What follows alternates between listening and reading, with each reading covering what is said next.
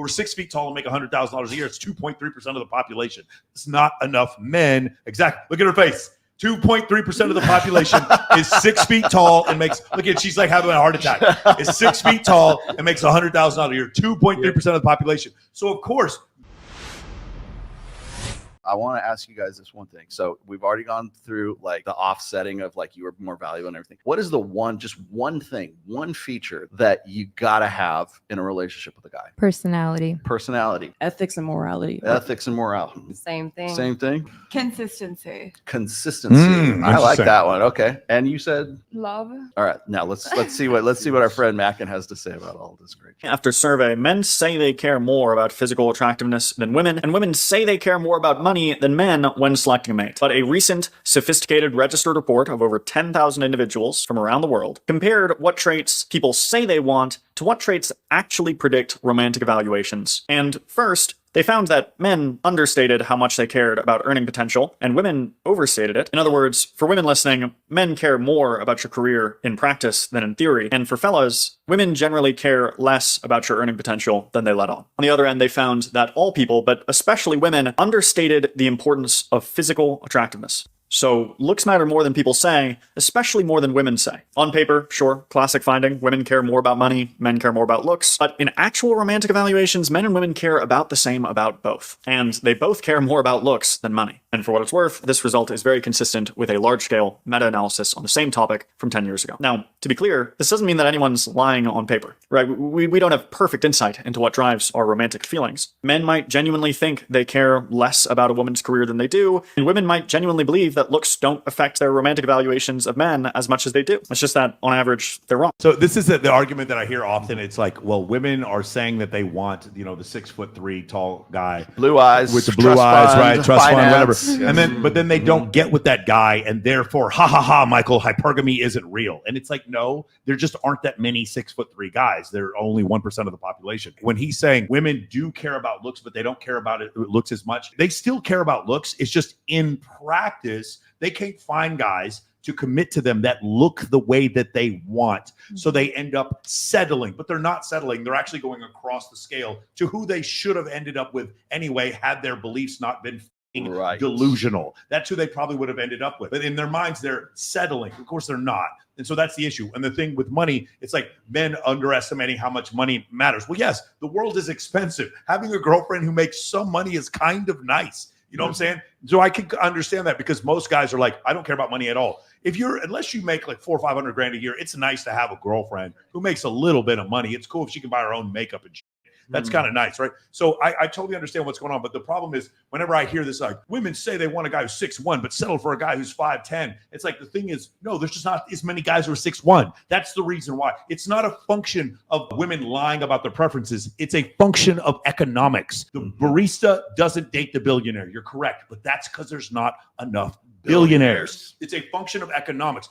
If assortative mating is a real thing, it doesn't mean hypergamy isn't real. What it means is hypergamy can't manifest because there aren't enough high status guys for all the women who want high status guys. If 17% of the population makes $100,000 a year, 14% of the population is 6 feet tall. If you do that, then there aren't enough men out there who are 6 feet tall and make $100,000 a year. It's 2.3% of the population. It's not enough men. Exactly. Look at her face. 2.3% of the population is 6 feet tall and makes, look at, she's like having a heart attack, is 6 feet tall and makes $100,000 a year, 2.3% of the population. So of course, the women are going to settle. And then what they're going to say is like, no, women are not as delusional as they're making out. No, they are as delusional. And then what it leads to is unsatisfied women. And what you might imagine, a 56% divorce rate. And so a now, 6.1 per 1,000 marriage rate, yeah, lowest so in recorded history. The marriage rate is plummeting. Yeah. The divorce rate is very high for a westernized country. So where does this all come from? It's because of the whole reason what she said. She wanted a guy who's 6'1", settled for a guy who's 5'9", who makes less than what she said before. And then the blue pill guys are like, well, you see, that hypergamy isn't real. These women aren't that delusional. And then they divorce those men.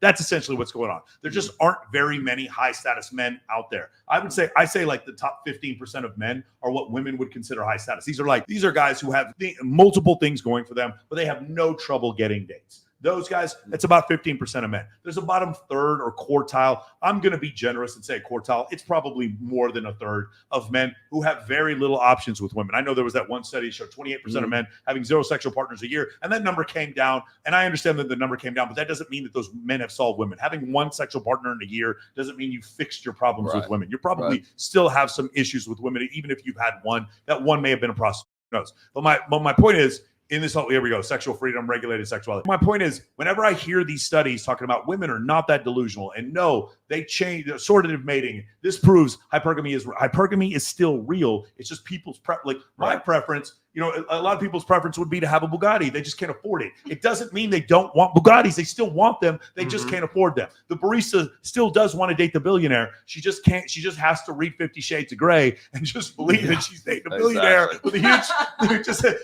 50 Shades of Grey is bullshit. She's dating Anastasia's dating a billionaire with a huge who doesn't cheat on any. I read it. I didn't read all 3 books, but I asked my friend, does he any other women in any of the 3 books? He doesn't fuck any other women. He's a billionaire, and he fucks no other girls but Anastasia in the whole book series. This is horse shit. This makes me so angry when I read this. I read the first book and I was like, all right, it's kind of interesting. And I was like, but I'm sure he had threesomes or whatever. No, he doesn't fuck any other women. This is crazy. Christian Grey doesn't fuck any other women. This is the stupidest I've ever seen. Anyway, sorry. Because she has such an ephemeral quality that it's only her. She brings it out. She loses her virginity to this guy. And oh my God, bro. It's so stupid. Anyway, go ahead. I was just going to throw this out there real quick because we got into the assortative mating thing, and I'm still going to lock horns with you-know-who. But I think we need to start looking at assortative mating as it's non-intentional. That's the thing. The problem that I'm having with this right now is really, if you look on the right side there where we're talking about a regulated sexuality, this is a regulated sexual marketplace. This is a prior to the sexual revolution. This is how things sort of sorted out. And you can even make a case to say that this is kind of how it is right now. Yes. Do 6s get with 6s? Do 5s get with 5s? 4s get, yeah. But they didn't want to. They just had to because that was what was available to them. That's why I kept asking. That's the first thing I asked you guys this is I said, would you say that the guy that you were with was lower than you or higher than you in sexual market value, right? The thing is women aren't looking for a guy who is, if they think that they're a 6, that's what their evaluation of themselves is, they're not looking for another 6. And if they find that guy, he better goddamn well have a trust fund, finances, blue eyes, whatever. There has to be some sort of delineating value-added features about this guy. Maybe it's morality, maybe it's his ethics, maybe it's his loyalty, maybe it's his love, maybe whatever it is that was your number one thing, right? The problem is that when women make those statements, that's their preferred, their stated preferences, right? Problem is their realized preferences are not what their stated preferences are. Okay. So if a woman says, well, I want a guy who's loyal, right? But she ends up with a guy who's hella good looking, and that was on the list too.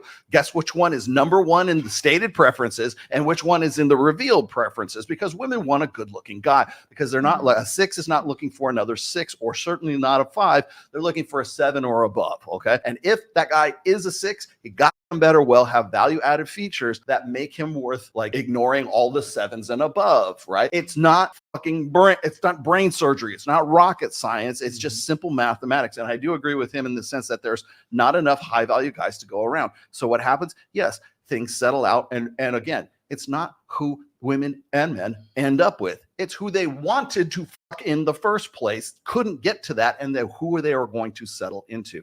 The problem I have with guys like Mac and Murphy and Alex from Dateside is they think that it's intentional. They think that I'm a 6. I know I'm a 6, and it will be responsible enough for me to go and just get with a good Christian white guy who looks just like me, has all of the same ethics, has all of the stated preferences that I have. I'm going to go out there. I'm going to find him, and it's going to be no problem. And this is just how things are and how it's working out. No, it's not. That's why we have a low marriage rate and we have a high divorce rate right now, because this hasn't been happening since the sexual revolution, since we deregulated the sexual marketplace. Imagine that. Let's talk